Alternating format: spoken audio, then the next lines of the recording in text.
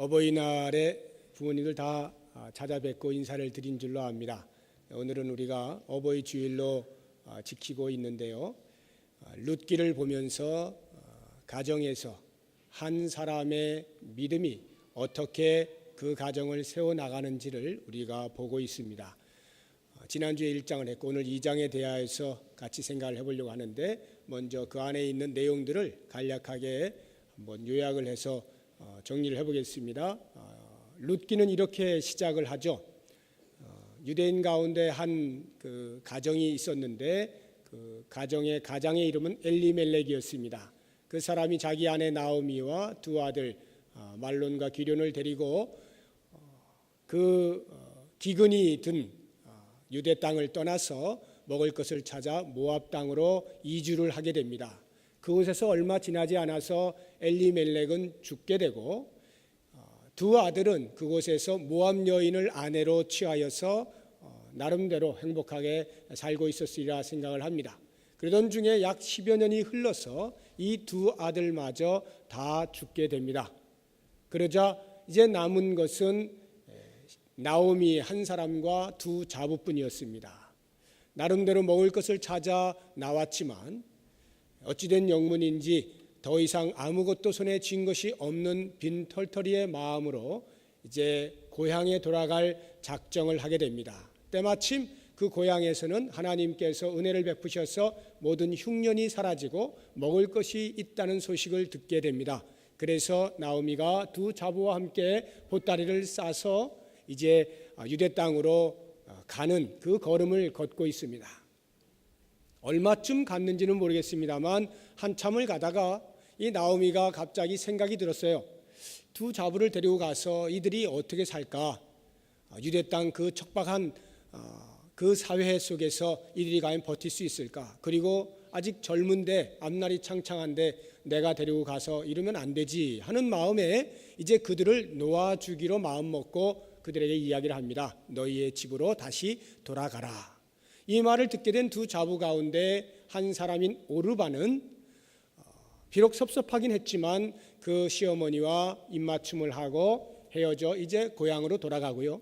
남은 한 자부인 룻이 이 나오미와 끝까지 함께 하겠다라는 결단을 내리면서 베들레헴행을 고집을 하였습니다.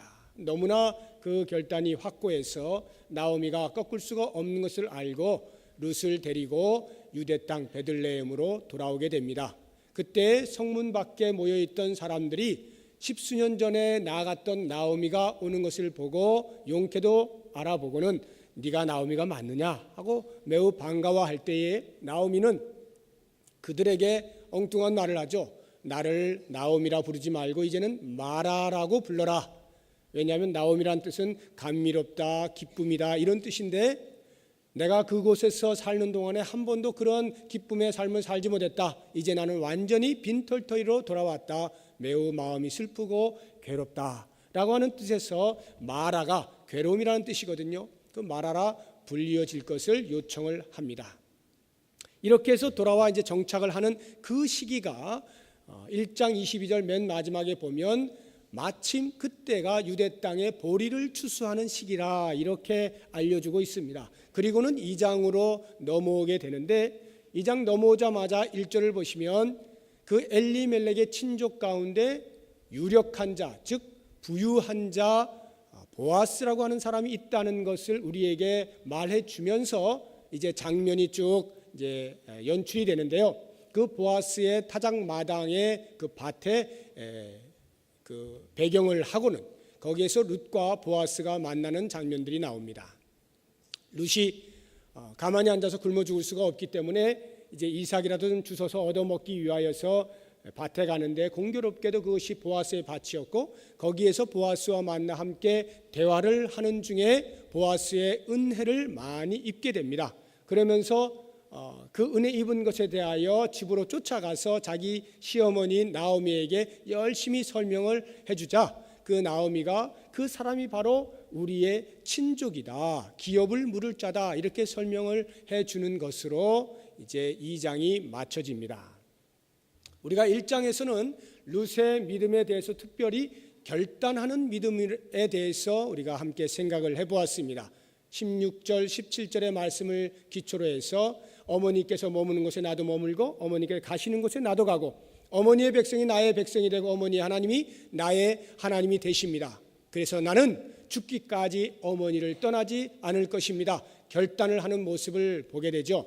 그와 같은 믿음에 대해서 우리가 살펴보았는데 이제 오늘은 2장에 와서 룻이 어떠한 믿음으로 진전이 되는가 하면 결단했을 뿐만 아니라 그 결단이 행동으로 옮겨지는 믿음을 갖게 되는 것을 우리가 보게 됩니다. 행동하는 믿음. 믿음이라고 하는 것은 말 자체, 그 단어 자체가 이미 결단과 행동을 포함하고 있습니다. 그런데 이것을 굳이 제가 행동하는 믿음이라 표현을 하는 이유는 혹 가다가 요즘 우리들 가운데는 하나님을 믿는다라고 하는 그 믿음 속에서 행동은 없이 결단만 남아있는 경우가 없지 않기 때문에 이제 제가 그것을 강조하여서 믿음이란 결단하는 것뿐만이 아니라 그 결단이 행동화 되어진 데까지를 믿음이라 한다라고 말씀을 드리는 것입니다. 그러면 과연 어떻게 이 모압 여인 룻이 행동하는가라고 하는 것을 오늘 우리가 초점을 맞추어서 생각을 해보려고 하는 것입니다. 2절을 보시기 바랍니다.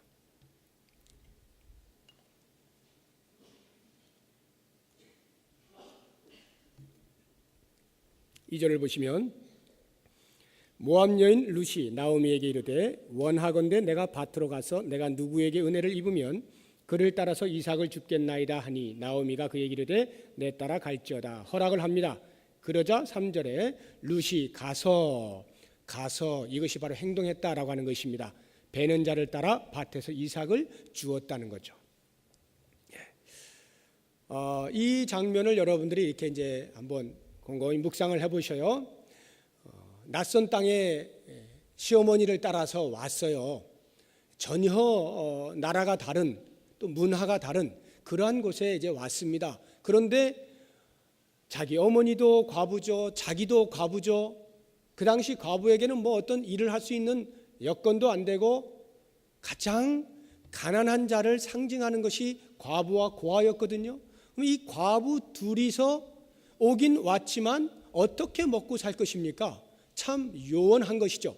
그런 삶을 얼마나 살았는지는 성경이 기록하고 있지 않습니다만 아무튼 뭐 이제 더 이상 견딜 수 없는 때가 됐겠죠. 배가 쪼록쪼록 굶어지고 있는 그 상황에서 이 룻이 시어머니를 위하여 또 자기의 배를 위하여 이삭을 줍는 자리에 나가기로 작정을 하고 시어머니에게 허락을 받고 직접 나아간 것입니다. 이렇게 결단한 믿음이 행동하는 믿음으로 옮겨졌다 이 말이에요. 그런데 이 모습을 가만히 보시면 이게 우리가 그 믿음의 행동이다라고 말하기에는 조금 어줍잖아요. 너무나 사소한 일이라는 거죠. 굳이 믿음이라는 단어를 들먹거리지 않아도 될 만큼 배가 고파서 이삭 주스러 가는 것을 뭐 믿음의 행동이라고 말하기에는 좀 그렇지 않습니까? 우리가 그 룻이 결단한 그 믿음의 행동, 그 16절, 17절을 보면 지난주에 우리가 같이 생각해 봤습니다만 저 자신도 굉장히 많은 도전을 받았거든요. 야, 적어도 이 정도의 결단은 있어야지 믿음이라고 하는 것이 이런 생각이 들었고 이 룻이 어머니에 대하여 그렇게 충성 봉사하겠다라고 하는 마음 그것이 나에게는 만약 하나님께 대한 그러한 믿음의 결단의 고백이라고 한다면 정말 멋있다라는 생각이 드는 것입니다. 우리 주님께서 계시는 곳에 나도 있고 주님께서 가시면 나도 가고 주님이 죽으시면 나도 그 죽는 자리에 머물겠다라고 하는 이 정도의 믿음의 각오, 결단이라면 상당히 존경할 만한 믿음 아닙니까?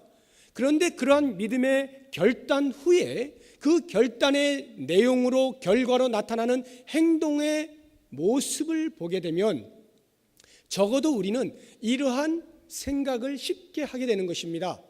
예를 들어서 다니엘과 같은 사람이 하나님 앞에 기도하는 것을 멈추지 아니하고 비록 그것이 사자굴 속에 들어가게 될 행동인 것을 알면서도 믿음의 결단을 하는 모습을 보면서 야, 대단한 믿음이다. 그리고는 그 믿음의 결단으로 말미암아 나타난 결과가 진짜로 사자굴 속에 들어가는 거 아닙니까? 사자굴 속에 들어갔는데 하나님께서 그 사자의 입을 막아주신 거예요. 야, 하나님을 믿는 믿음의 행동의 결과가 이렇게 나타나는구나 감탄이 되는 것입니다. 사드락과 메삭과 아벳느고도 마찬가지예요. 내가 아무리 핍박을 받고 죽을 지경에 이르른다 할지라도 나는 그 느부갓네살 왕이 세워놓은 금신상 앞에 절하지 않을 것입니다. 결단을 하죠. 믿음의 결단을 내립니다. 그런데 그 믿음의 결단의 결과는 풀무불 속에 들어가 죽는 것입니다. 그런데 이들이 그것을 주저하지 아니하고 진짜로 들어가잖아요. 풀무불 속에 들어갔는데 어떤 일이 벌어집니까? 머리털 하나 그을리지 아니하고 다시 살아나오지 않습니까? 이런 걸 볼 때 우리는 적어도 믿음의 결단을 해서 그 행동의 결과로 이 정도 나타날 것에 대한 기대감이 우리도 모르게 있다는 말입니다. 룻이 지금 결단하고 있는 이 믿음의 모습을 보면 적어도 이와 같은 어떤 그 결단의 행동의 결과들이 나올 것만 같은 그런 마음이 드는 거예요. 그런데 정작 이 룻이 행동으로 보여주고 있는 그 믿음의 결과라고 하는 것은 이삭을 줍고 있는 것이다 이 말입니다. 이걸 정확하게 제가 표현을 해드리면 어떤 그 상황이냐면 그 추수를 하잖아요. 이렇게 보리를 베면 남자 일꾼들이 보리를 베고 쭉 갑니다. 밭에 쭉 계속 베요. 그러면 여자 일꾼들이 뒤를 따라가면서 그 벤 보리들을 이렇게 추스리는 것입니다. 이렇게 한 움큼씩 한 움큼씩 이렇게 해가지고 들고 이제 나가는 거예요. 룻은 뭐를 했느냐? 그 여자 일꾼들이 이렇게 추스리고 있는 그 뒤를 쫓아다니면서 혹시 그 여인들이 너무 많아가지고 이렇게 앉다가 하나가 뭐 떨어진다든지 하는 이렇게 떨어지는 부스러기를 줍기 위하여 뒤를 쫓아가는 거예요. 율법에 보면 이렇게 극빈자들이 도저히 먹고 살 길이 없어서 남의 밭에 가서 떨어진 그런 이삭들을 주워 먹을 수 있도록 허용을 해 놓았습니다. 이 생명이 얼마나 귀한 것이냐라고 하는 것을 율법에서 드러내주고 있는 것인데 그러한 것을 따라서 이 룻이 뒤를 쫓아가면서 이렇게 떨어진 나락을 주워서 그걸 까발려 가지고 이제 먹겠다라고 하는 것이거든요. 한마디로 말하면 거지다 이런 말이에요. 거지의 행동을 지금 하고 있다는 것이죠.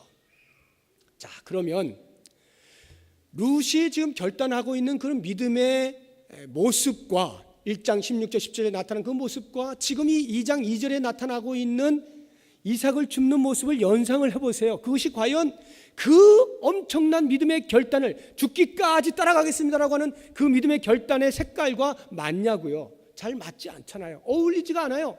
너무 사소한 행동이 지금 나타나고 있는 것입니다. 그런데 이 일을 룻이 하고 있다는 거죠. 여기에서 우리는 믿음이라고 하는 것이 때때로 우리가 결단을 하고 그것을 행동화할 때에 다니엘이나 아니면 다니엘의 그 세 친구와 같은 그러한 엄청난 결과들 정말 들어서 시원하고 멋지고 야 믿음이 승리했다라고 하는 이런 말을 들을 만한 그러한 것들도 있겠지만 가끔은 그것이 아닌 룻과 같이 이렇게 가장 현실에서 가장 초라하고 가장 사소해 보이는 그 일을 해야만 될 때도 있다는 것을 알아야 하는 것입니다. 단순히 시어머니와 자기의 그 줄인 배를 채우기 위하여 거지라도 줬사오니 그것을 줍는 행동 속에서 우리는 믿음을 발견할 수 없을런지 몰라도 그것이 죽으면 죽으리이다 당신이 죽는 곳에 나도 갑니다라고 하는 믿음의 결단의 결과로서 나타난 행동인 것을 놓쳐서는 안 된단 말입니다. 우리가 하나님을 믿는 믿음에 있어서 엄청난 어떤 행동만을 너무 꿈꾸지 마십시오. 그렇게 되어도 좋겠지만 만약 그게 아니라 할지라도 아무도 알아주지 아니하고 아무도 인정하지 않고 손가락질 받을 만한 그러한 것에조차도 믿음의 행위는 있을 수 있는 것입니다. 우리가 신앙생활을 하면서 모든 공예배마다 열심히 나오고 기도하고 애쓰고 각종 부서에 들어가서 봉사하고 수고하고 이러한 것을 믿음의 결과로 보는 것도 참으로 감사하지만 가끔 때로는 주일에 예배하러 나올 때에 주차장에 담배꽁초 하나 떨어진 것을 내가 그냥 쓱 주워서 쓰레기통에 집어넣는 이 사소하고 아무도 쳐다보지도 않고 중요하다고 여기지도 않는 이 행위 하나가 믿음에 하나님을 온전히 믿겠다라고 하는 그 결단을 한 것에 대한 행위의 결과로도 나타날 수 있어야 한다는 것입니다. 이 사소한 것에 대한 마음을 가질 수 있어야 한다. 왜냐하면 룻은 그것이 자기가 그 상황에서 할 수 있는 최선이었기 때문에 그렇습니다. 우리가 이 어버이 주일을 맞이해서 참 공교롭게도 하나님께서 이 룻기 2장을 하도록 하시는데, 이 2장에 보면 룻이 이렇게 하는 이유는 물론 자기의 줄인 배를 채우고자 하는 것도 있지만 그 시어머니가 굶주리고 있어서 늙은 시어머니가 뭐 아무것도 할 수 없잖아요. 그러니까 자기가 대신 가서 그거라도 주워서 봉양을 하고자 하는 것 아닙니까? 그와 같은 효를 함에 있어서 우리에게 주시는 메시지가 있는 것입니다. 우리는 자녀된 도리로 부모에게 정성을 다하고 좋은 것을 해드리길 원하는 마음이 없는 사람 없습니다. 모두가 다 기본적으로 우리 부모님께 잘 해드리고 싶고, 좋은 집을 해드리고 싶고, 좋은 음식 따뜻한 밥 해드리고 싶고, 좋은 옷 입혀드리고 싶은 것이 기본적인 자녀들의 마음이에요. 그런데 혹 내 형편이 그러하지 못할 수도 있겠죠. 지금 당장 그렇게 화려한 그러한 효를 하지 못할 수가 있습니다. 그럴 때에 우리의 마음 가운데는 언젠가는 내가 그렇게 할 거야, 언젠가는 그렇게 할 거야, 계속 마음만 먹고 결단만 하고 10번, 20번, 100번 계속 결단만 하고 그런 일이 있을 때까지, 그런 상황이 만들어질 때까지 기다리기만 한다면 그것은 진정한 믿음의 결과로서의 행동이 아니라고 봅니다. 정말 그것이 효를 하는 것이냐 돌아볼 때 부모들이 정말 원하는 것은 그런 것이 아니겠죠. 자녀들이 지금 할 수 있는 것에서 만약 전화 한 통화를 할 수 있다면 그것이 효 아니겠습니까? 그것이 내가 예수를 믿는 사람으로 부모를 효할 때에 할 수 있는 가장 사소한 일 아니겠습니까? 전화 한 통 하는 것. 부모에 대한 것뿐만이 아닙니다. 우리가 가정에서 각자 자기의 역할이 있죠. 아내면 아내로서, 남편이면 남편으로서, 아버지로 어머니로, 또는 자녀로서의 역할들이 다 있을 것입니다. 그런 역할들을 수행함에 있어서 큰 것을 해서 다른 구성원들에게 좋은 영향력을 미칠 것만 계속 생각하면, 결단만 계속하고 아무런 행동을 하지 않는다면 거기에는 아무런 일도 일어나지 않는다는 것입니다. 지극히 사소해 보이는 것, 그것을 내가 지켜내는 것으로 이미 나는 내 역할을 하는 것이고 믿음의 행동을 하고 있는 것입니다. 특별히 우리 아내 되시는 분들 가운데에서, 여자분들 가운데에서 아마 평생 집에서 이렇게 집안일만 하시면서 설거지 하시고 빨래 하시고 맨날 밥 챙겨주시고 하는 그 일만 하신 분들 가운데 가끔씩 이렇게 홀로 커피를 마시면서 가만히 자기의 돌아온 인생을 돌아보면서 내가 왜 지금까지 뭐 했나 이런 생각 드시는 분 혹시 계실런지 모르겠어요.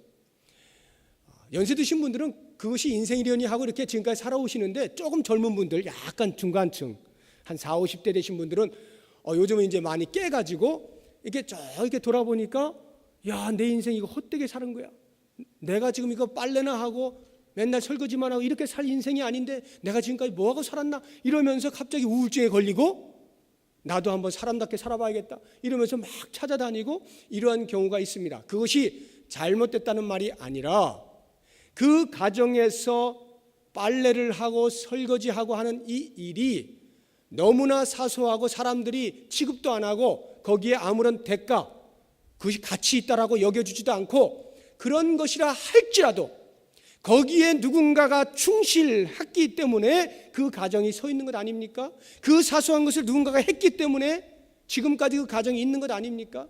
이렇게 우리 가운데에는 가장 사소해 보이는 그 하나, 그것을 지켜냄으로써 가정을 세워나갈 수도 있는 것임을 우리가 알아야 한다라고 하는 것입니다. 이렇게 사소한 것에 대하여서 룻은 대충 하루 이틀 하고 빨리 정리한 다음에 좀 더 큰 것으로 더 훌쩍훌쩍 뛰어갈 것을 그렇게 소망했다고 볼 수가 없고, 이 본문을 보면 그는 이 사소한 것에 대하여 계속해서 끊임없이 충실하게 성실하게 일을 했음을 볼 수가 있습니다. 그 증거가 되는 구절들을 몇 구절만 보겠습니다. 7절에 그의 말이 나로 베는 자를 따라 단 사이에서 이삭을 죽게 하소서 하였고 아침부터 와서는 잠시 집에서 쉰 외에 지금까지 계속하는 중이니이다. 보아스의 사환이 보아스에게 말해주는 거예요. 저 여인이 누구냐 이렇게 묻는 보아스에게 이 여인이 그 모압 여인 룻인데 아침부터 와서 계속 죽고 잠깐 집에서 쉰 거 외에는 또 와서 계속 죽고 있습니다. 이 말을 하고 있는 것입니다. 17절을 보십시오. 룻이 밭에서 저녁까지 줍고 그 주운 것을 떠니 보리가 한 에바쯤 되는지라. 저녁까지 계속 주었어요. 그리고는 그 주운 것이 한 에바. 에바라고 하면은 우리의 그 측량으로 하면 한 말하고 2대, 12대입니다. 12대. 한 말 12대. 굉장히 많이 모았죠. 물론 그 보아스가 이렇게 일부러 이렇게 떨궈준 것 때문에 그렇기도 합니다만 아무튼 부지런히 한 거예요. 23절 보십시오. 이에 룻이 보아스의 소녀들에게 가까이 있어서 보리 추수와 밀 추수를 마치기까지 이삭을 주우며 그의 시어머니와 함께 거주하니라. 그 보리와 밀 추수하는 4월 5월 끝날 때까지 룻이 매일같이 가서 그 뒷공문을 쫓아다니면서 마치 거지 같은 그런 일들을 했다는 것입니다. 사소한 그 일을 하루 이틀 하고 빨리 때려치고 더 화려한 것으로 나아가는 것이 아니라 계속 그 일을 충실하게 성실하게 했다라고 하는 것입니다. 우리는 이런 걸 볼 때 사소한 것에 대해서 정말 우리는 오랫동안 하고 싶은 마음이 없어요. 정말 제대로 된 거 하고 싶고요. 내 이름에 좀 걸맞고 내 모습에 좀 걸맞은 일 하고 싶지 사소한 거 계속하고 싶지 않거든요. 하나님께서 온 인류를 구원하시기로 작정하시고 계획을 수립하시고 그것을 당신의 독생자 예수 그리스도 안에서 이루시기로 마음을 먹으시고 실현을 하실 때에 그 결단한 것을 실현하실 때에 어떻게 하십니까? 만약에 하나님의 이름에 걸맞은 또는 예수 그리스도의 이름에 걸맞은 모습으로 이 땅에 내려오셔야 한다고 할 것 같으면 당연히 온 우주 만물의 창조자이시니까 왕으로 등극하여서 백성들을 불러 모아야 할 것입니다. 그런데 정작 하나님께서 그 아들 예수 그리스도를 이 땅에 보내시는 모습은 우리 모든 사람이 전혀 예상할 수 없는 사람들조차도 예상할 수 없었던 가장 천한 자리 말이 먹는 그 통 구유에 나게 하시고 아주 극소수의 사람들만이 아기 예수인 것을 알고 경배했을 뿐 온 세상의 사람들은 전혀 알아보지도 못하고 거들떠 보지도 않는 그러한 사소한 것으로 인류 구원이라고 하는 그 대과업을 시작하셨다라고 하는 것입니다. 얼마나 중요한 것인지 모릅니다. 우리는 그런 생각이 듭니다. 사소한 것을 하다 보면 야 이러다가 언제 우리 집안 다시 이렇게 세우나. 특별히 남자들 가운데 집안이 기운 상황에서 뭐 열심히 하다가 부도를 맞았다든지 아무튼 애는 썼지만 경제력으로 어려울 경우에 이 남자들의 성향은 주로 이래요. 그 어떤 이제 경제가 어려워지는 것에 대하여서 이제 가장으로서의 책임이 있으니까 이걸 빨리 이렇게 세우기 위해서 또 눈을 어디에 돌리냐 하면 큰 데 돌립니다. 한 건 해서 해치우겠다라고 하는 것이죠.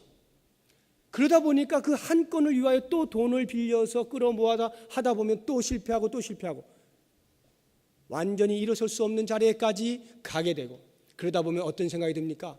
에이 이렇게 살 바에는 나쁜 씨앗 한번 해서 한탕 해서 이런 생각이 드는가 하면 그것조차 안 되면 이 세상 살면 뭐하나 여기까지 가게 되지 않습니까? 이렇게 엉뚱한 결과를 낳게 되는 것입니다. 가정이 기운다라고 해서 그 코 흘리게 돈을 만약에 벌 수 있는 어떤 그런 기회를 우습게 여기고 그 일은 하지 않으려고 한다면 그 사람이야말로 자기의 책임을 다하지 않는 것입니다.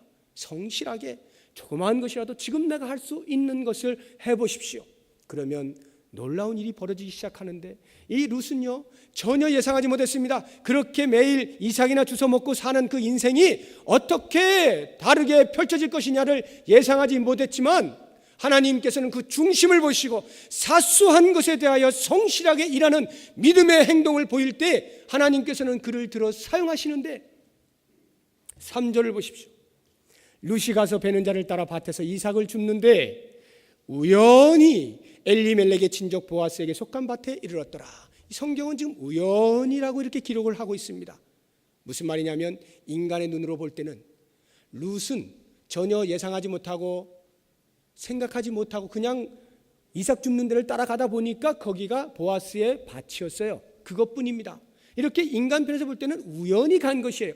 우연히 보아스를 만난 거예요. 그런데 4장까지 쭉 가시다 보면 이것이 우연이 아니라 하나님께서 그 룻이라고 하는 한 여인의 믿음을 통하여 한 유대인 가정을 세울 뿐만 아니라 온 이스라엘 민족의 잘못된 믿음을 바로 세우기 위한 표본으로 모델로 삼으시기 위한 필연적인 만남이었다라고 하는 것을 알게 됩니다. 하나님께서 필연적으로 이 룻을 보아스로 하여금 만나게 해주신 거예요. 룻은 사소한 일에 그냥 성실하게 했을 뿐이에요. 거지 같은 그러한 이삭 줍는 일을 했을 뿐입니다. 그런데 하나님께서는 그 중심을 따라서 그 믿음의 행위를 보시고 가장 유력한 자 다윗의 조상이 되게 만들 보아스를 만나게 하시고 보아스와 결혼하게 하시고 그 모든 기업을 물을 수 있도록 만들어 놓으신다는 것입니다.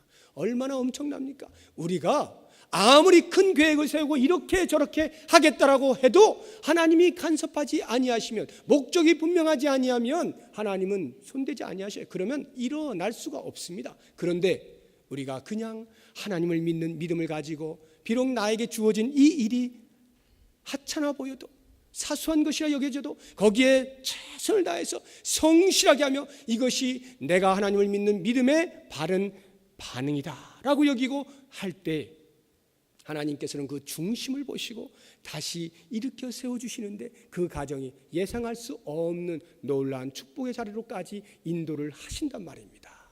이것이 바로 믿음의 결과예요. 이제 보아스를 만난 룻이 보아스로 하여금 엄청난 그 보아스가 룻에게 엄청난 은혜를 베푸는 것을 우리가 볼 수 있습니다. 8절에서부터 16절까지를 보시면 보아스가 이 룻에게 은혜를 베풀기 시작하는데 어떤 은혜를 베푸냐 하면 너 이제 더 이상 다른 밭에 가지 마라. 우리 밭에서만 해도 충분히 먹고 남을 수 있을 만큼 내가 다 보장해 주마 하고는 그 일하는 일꾼들에게 절대로 이 룻이 우리 밭에 올 때마다 거절하지 말아라. 언제든지 주워 먹을 수 있도록 허락을 해라. 나무라지 말아라 하고는 단단히 일러맵니다. 그리고 그 뒤를 따라가서 이렇게 곡식단을 매는 그 여인들에게, 소녀들에게도 말합니다. 가능하면 좀 많이 흘려라. 많이 흘려서 이 룻이 많이 주워갈 수 있도록 해라. 이렇게까지 다 배려를 합니다. 뿐만 아니라 보아스가 이제 식사할 때가 되어서 식탁에 딱 차려져 있는데 얼마나 주인이 먹는 상이니까 풍성하게 차려져 있겠죠. 거기에 룻을 불러요. 그리고는 실컷 먹어라.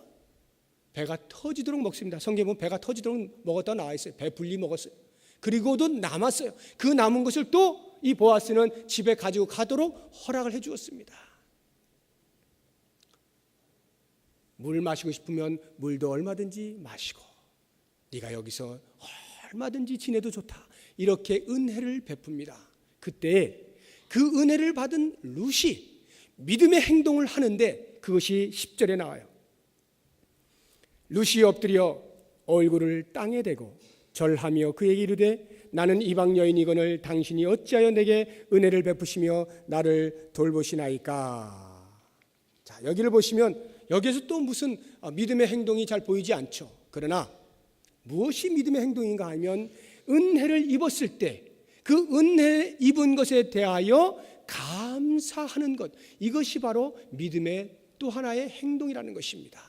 은혜 받은 것에 대하여 감사하는 것은 보통 정상인이라면 당연한 것이죠. 누가 그렇게 안 하겠습니까? 나를 도와줬는데 내가 고마운 마음 갖지 않는 사람이 누가 있겠어요? 별로 없죠. 그럼에도 불구하고 이것이 믿음의 행동이라고 볼 수 있는 이유들이 있는 것입니다. 오늘날에 우리는 상식적으로 다 그렇게 은혜를 입으면 감사할 것 같아도 그렇지 않은 일부 파렴치한 사람들이 없지를 않습니다. 북한만 해도 그렇죠. 열심히 우리가 갖다 바치면 그야말로 말 그대로 갖다 바치는 거예요. 다 양반다리하고 받아 먹는 것입니다. 당연하다는 듯이. 그러니까 뭐 햇볕 정책이 뭐 실패했느니 뭐 했니 이런 말들이 있지 않습니까? 그냥 북한 사람들은 당연하다고 이렇게 여기는 거예요. 북한 사람들이 그런 게 아니라 정부가 그런 거죠. 최근에 일어난 그 미얀마 사태를 보십시오. 수백만의 사람들이 이재민으로 굶어 죽고 있는데 이것을 볼 수 없어서 국제사회가 일어나지 않았습니까? 그래서 모든 유엔에 속한 국가들이 다 십시일반으로 다 돕고 있습니다. 구호단체들에서 너도 나도 다 같이 구호물자들을 보내고 있습니다. 그런데 놀라운 일은 그 미얀마 군부가 오고 있는 그 구호물자들에 대해서 전부 다 검열을 하잖아요. 검열을 해가지고 너희들은 안 되겠어. 너희들은 안 돼. 아주 까다롭게 제한을 해서 보내주고 싶은데 그 굶어 죽는 사람들에게 도와주고 싶은데도 군부가 그것을 막아서고 있는 것입니다. 그리고는 뭐라고 이야기를 하느냐면 그렇게 물자로 주지 말고 우리에게 현찰로 달라. 그러면 우리가 알아서 그 백성들한테 나눠줄 테니까 현찰 돈으로 달라. 미얀마 군부가 이러고 있는 거예요. 한번 생각해 보십시오. 은혜를 베풀고자 하는 자 앞에서 감사합니다. 진실한 마음으로 감사합니다. 그렇게 해야 마땅한데도 불구하고 오히려 당당하다는 듯이 국제사회에서 자기들의 나라를 그 위상을 세우기 위한 것일런지는 모르겠습니다만 전혀 아닌 모습이죠. 이런 모습들이 국가적인 모습뿐만이 아니라 때로는 개인적으로도 그런 일들이 있어요. 특히 제가 보는 것 가운데에서 일부 이런 경우가 있어서 제가 말씀을 드리는 것입니다. 믿음이 굉장히 좋다고 하는 사람 가운데에서 먹을 것이 없어요. 그러면 어떻게 하냐면 이 믿음 때문에 다른 사람한테 가서 손을 못 벌립니다. 그러면 기도를 하게 돼 있어요. 하나님 먹여 살려주시옵소서. 하나님만 바라봅니다. 얼마나 멋있습니까? 좋죠. 믿음의 결단입니다. 그리고 하나님께 기도를 합니다. 그러면 진짜 하나님께서 그 기도를 들으시고 먹을 것을 공급해 주시는 거예요. 어떤 사람을 통하여서 전혀 알지 못하게 마치 조지 물러가 그 고아원을 쫙 차려놓고 고아들이 먹을 게 전혀 없어가지고 빈 상에 빈 접시에 여기 앉아 있는데 기도하는 거예요. 주님, 그때 어떻게 됐나고요? 띵동 하더니 베이커리에서 남았는데 이거 다 먹으세요 하고는 한 차 갖다 줬다는 거 아니에요? 그래서 빵을 다 나눠주고 이런 놀라운 믿음의 결단에 따른 어떤 결과들이 있을 때 와 멋있잖아요. 그런데 가끔은 말이죠. 이렇게 이제 기도하여서 하나님 응답하셔가지고 누구의 손길을 통하여서 먹을 것을 공급했을 때에 이 사람의 마음 가운데 그럼 그렇지 내가 하나님께 기도했는데 그 기도의 열매로 당연히 내가 받아야지 라고 정말 이 속에서부터 깊은 감사의 마음이 있기보다는 마치 내 믿음이 그 기도한 것 때문에 나타난 결과로서 당연히 받을 것처럼 여기면서 하는 사람들이 가끔 있단 말입니다. 믿음이 좋은 사람 가운데 그래요. 네가 줬냐? 하나님이 주셨지? 이러면서 그냥 이렇게 받는 거예요. 그런데 여러분 생각해 보십시오. 하나님께서 그 기도에 응답을 하셔가지고 먹을 것을 주셨다라고 할 때는 사람을 통하여 주시는 것 아닙니까? 그러니까 그 사람을 통하여 받을 때에 네가 준 게 아니라 하나님이 주셨다라고 할지라도 그러면 그 하나님께 감사한 마음을 누구한테 표해야 됩니까? 그 사람에게 표해야죠. 은혜를 받았으면 은혜에 감사한 마음이 당연히 있어야 하는 것입니다. 이것이 믿음이 좋은 사람의 마땅한 행위인 것입니다. 괜히 하나님 믿는 믿음이라고 하는 어줍지 않은 그러한 자존감 가지고 그런 것에 대해서 튕기고 얼굴 뻣뻣이 세우고 이럴 것이 아니란 말이죠. 겸손하게 엎드려 베푸시는 은혜에 돕는 손길에 감사를 표현하는 것, 이것이 정말 믿음 있는 사람의 행동인 것입니다. 거기다가 한 걸음 더 나아가서 룻은 어떻게 하느냐면요, 13절을 보세요. 룻이 이르되 내 주여 내가 당신께 은혜 입기를 원하나이다. 나는 당신의 하녀 중에 하나와도 같지 못하오나 당신이 이 하녀를 위로하시고 마음을 기쁘게 하는 말씀을 하셨나이다 하니라. 한 걸음 더 나아가서 적극적으로 은혜 입기를 구하고 있는 모습을 볼 수 있습니다. 그것은 야 그만큼 받았으면 됐지 뭐 어떻게 이렇게 뻔뻔스럽게 더 달라 그래? 그런 개념에서 룻이 하는 말이 아니라 당신이야말로 정말로 나에게 은혜를 베풀고 호의를 베푼 사람입니다. 당신이야말로 나에게 진정한 공급자가 되십니다 라고 하는 겸손한 인정의 행위가 이 모습입니다. 다시 말하면 우리들이 하나님 앞에 은혜를 받고도 하나님의 은혜를 미처 다 깨닫지 못하고 감사하지 못하는 경우, 그런 것은 진정한 믿음이 아니라는 것입니다. 진정한 믿음은 받은 은혜에 대한 감사가 있고요, 더 나아가 하나님 앞에 더 적극적으로 은혜를 구하는 것입니다. 그 구하는 행위 가운데는 어떠한 믿음이 들어있느냐 하면, 하나님 당신만이 나의 공급자가 되십니다. 당신만이 나의 공급자이십니다. 나에게 은혜를 베풀어 주시옵소서. 내가 그 은혜를 입고 하나님 앞에 감사의 마음으로 살겠습니다. 하나님만이 나의 하나님이 되십니다. 이 고백이 들어있는 것입니다. 이러한 믿음의 행위들, 이것이 그 가정에 한 사람에게 있을 때 그 가정은 새로운 국면을 맞이하게 됩니다. 하나님께서 그 가정을 세우시고 하나님께서 그 가정을 책임지신다라고 하는 이 신실한 믿음, 은혜 받은 것을 살펴보고 그것에 감사하며 더 큰 은혜를 구하고 있는 이 믿음을 가진 자를 통하여 하나님께서는 가정을 세우시고 교회를 세우시고 나라를 세우시는 것입니다. 모쪼록 이 가정의 달을 맞이해서 우리가 믿음으로 우리의 위기 가운데 있는 가정들, 어려움 가운데 있는 가정들, 무너진 가정들 다시 세우기로 작정하신다면 다시 한번 오늘 말씀들을 기억하시면서 가장 사소한 것이라 할지라도 성실하게 그 일을 감당하는 믿음의 행동을 보이시고 우리에게 베푸신 은혜들이 무엇인가를 잘 살펴서 그 은혜에 대한 기꺼운 감사의 표현과 하나님만이 우리의 공급자가 되신다고 하는 이 신실한 고백을 함으로써 우리의 무너진 가정들 다시 한번 일으켜 세울 수 있는 믿음의 용사들이 다 되시기를 예수의 이름으로 축원합니다. 기도하겠습니다.